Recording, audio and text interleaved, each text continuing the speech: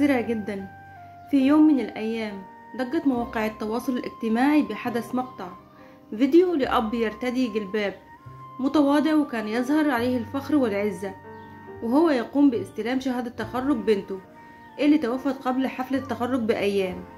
وأظهر الفيديو والد الطالبة الراحلة أمينة عمر محمد عصفور، كان يقف بين زميلاتها في حفل التخرج وعيناه مليئة بالدموع والاعتزاز.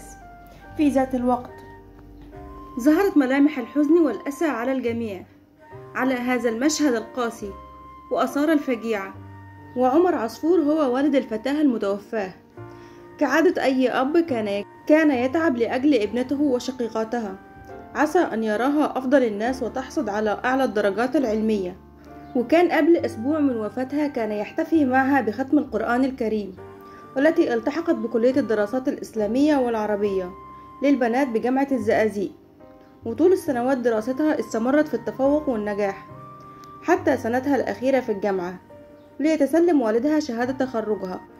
وفي هذا اليوم نادت المتحدثة على اسم الفتاة وقلبها يعتصر من الألم، فكان اسم الفتاة ينده دون مجيب، الطالبة أمينة عمر محمد عصفور، لتسليمها شهادة تخرج.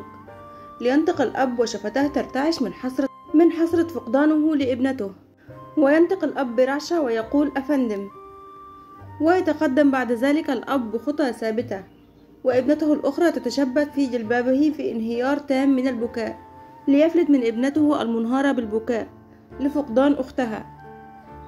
ويذهب بعد ذلك ويتسلم شهادة تخرج ابنته، وكأنه يسلم عليها في حسرة ما تبقى لها من أثر وحنين لها في عيون أصدقائها الذين دوما كان يراها معهم.